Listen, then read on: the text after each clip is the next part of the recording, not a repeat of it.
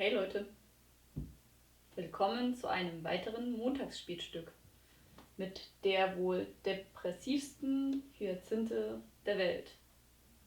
Lass den Kopf nicht hängen. Ich weiß, das ist schwierig. Wir haben jetzt ja das Frühjahr und keine Ahnung, wie es euch geht, aber ich habe im Frühjahr immer das Problem der Frühjahrsmüdigkeit. Frühjahrsmüdigkeit ist, wenn man im Frühjahr müde ist. Zum Beispiel wegen der wohl bescheuertsten lokalen Vorschrift der Welt, der Sommerzeitumstellung. Meine Frühjahrsmüdigkeit kommt zumindest daher, sonst bin ich nämlich so ein Mensch, ich springe so den ganzen Februar und März rum und denke so, ja, globale Wärmung, der Chiemsee als Mittelmeerersatz, es ist ja so schön warm draußen und die Krokusse sind alle rausgekommen und die anderen Dinger sind alle rausgekommen und alles blüht und ist warm und ich meine, irgendeinen Vorteil muss es haben, in Bayern zu leben. Und dann bin ich super happy und dann kommt so von einem Tag auf den anderen so die Mitteilung, ja, dein Leben ist jetzt erstmal nicht mehr cool, Sommerzeit.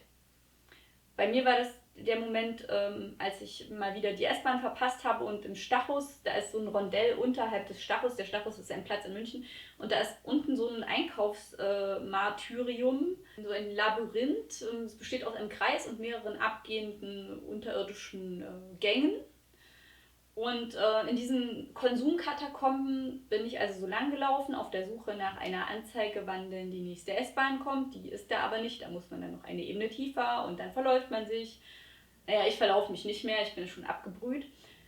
Und dann war da auch so eine informative Anzeige, die sagte zwar nicht, wann die S-Bahn kommt, aber die sagte, hey, dieses Wochenende, Sommerzeit nicht vergessen.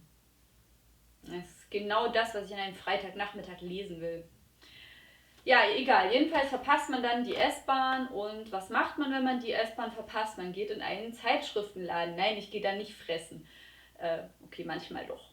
Genau, manchmal gehe ich auch zu einer leckeren Salatbar und esse da einen total gesunden Salat. Auf jeden Fall überhaupt nichts Ungesundes, Glutamathaltiges von irgend so einem dahergelaufenen Asiaten. Sowas würde ich nie essen. Schon gar nicht aus Langeweile und Verzweiflung. Ja, und was mache ich dann? Also ich gehe dann meistens in solche Zeitungsläden rein und gucke mir dann die Nähzeitschriften an, denke mir zu schwer, zu schwer, zu schwer, hässlich, zu schwer, zu schwer, hässlich und zu schwer. Und dann irgendwann komme ich bei diesem Zeug an. Ich weiß nicht, ob ihr das kennt, das ist das Flow-Magazin. Flow ist ja so der Zustand, wenn man beim Arbeiten ist und es klappt einfach gut und es geht immer weiter und du bist im Flow, gerade nicht überfordert, aber auch nicht unterfordert, so kurz vor der Überforderung. Das ist der Flow, für mich zumindest. Und ich habe das vor allem wegen der coolen Muster gekauft und wegen der coolen Bilder. Und ja, ich mag gern die Grafik darin und der Informationsgehalt ist eher nicht so vorhanden. Deswegen, also das ist zum Beispiel, das ist ein Lesebuch, da geht es ums Lesen. Ich meine, ich bin 32, habe schon mal gelesen. Lesen macht Spaß, ja, macht man halt, ne?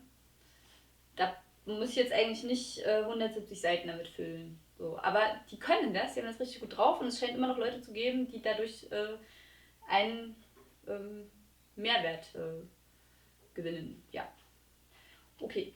Aber was ich auch sehr geil finde, abgesehen von diesen schönen Lesezeichen hier, ist dieses kleine Buch.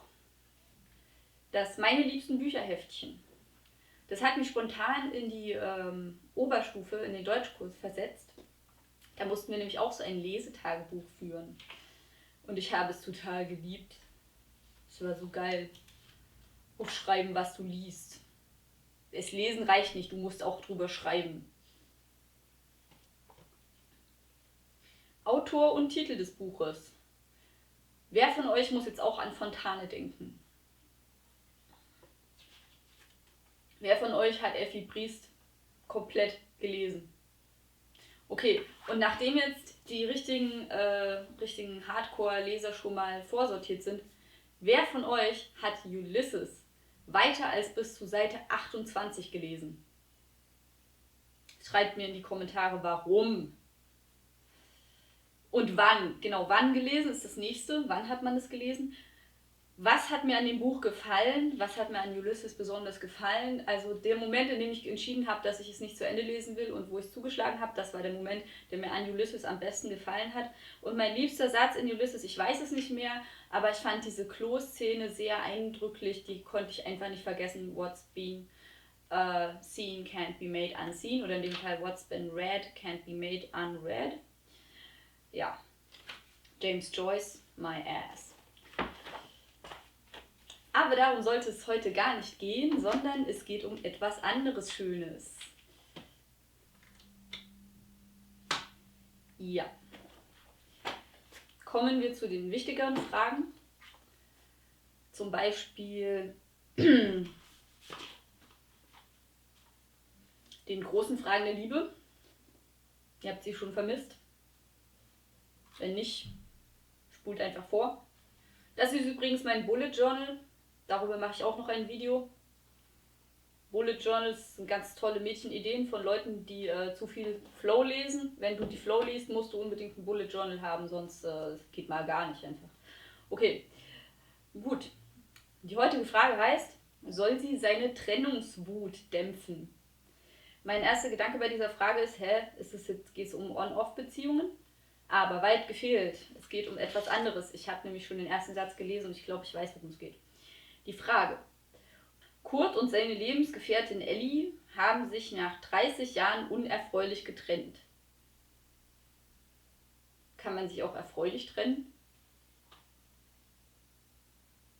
Ich mag nicht mehr. Ich würde gerne jetzt wieder Single sein. Ja, ich eigentlich auch. Hast recht.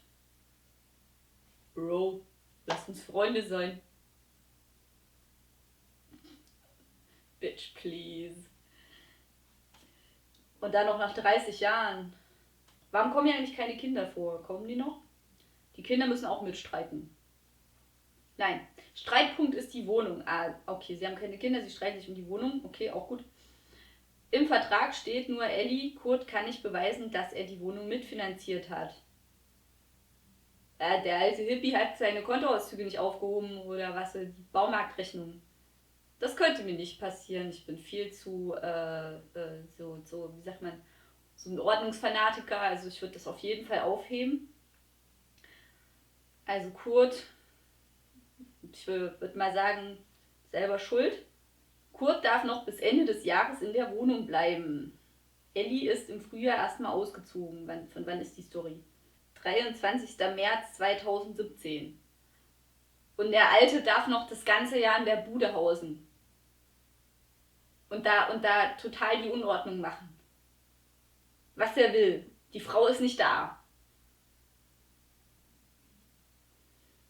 Und das passt ihm nicht.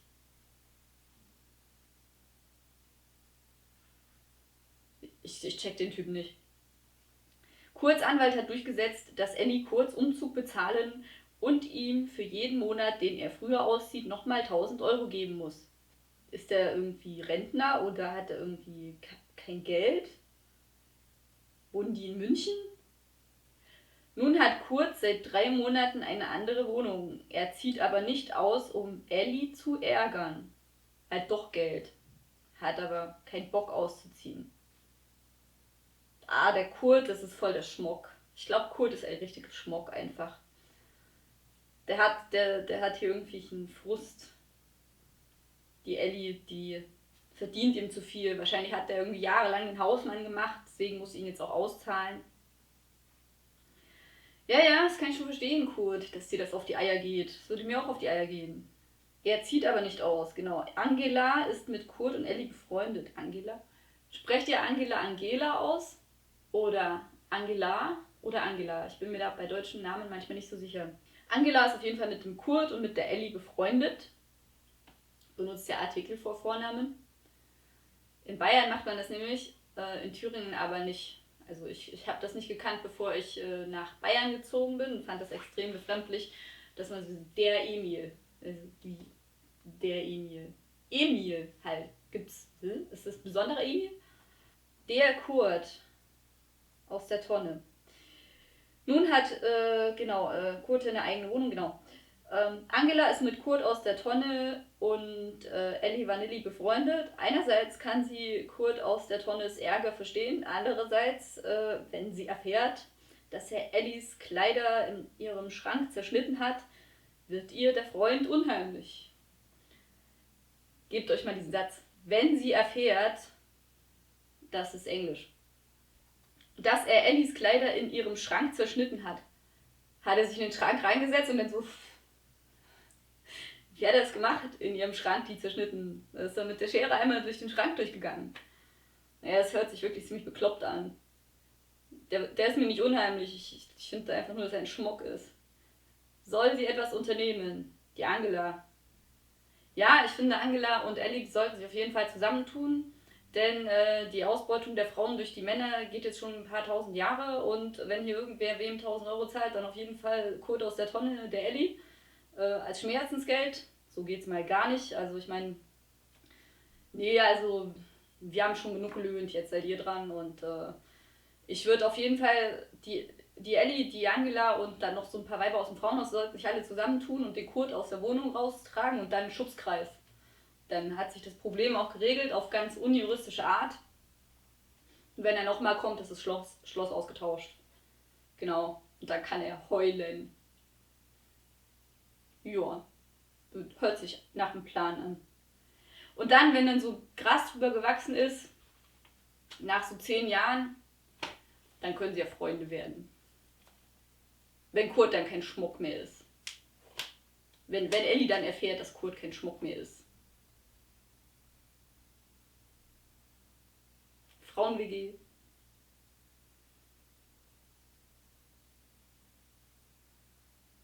Ja, das war's.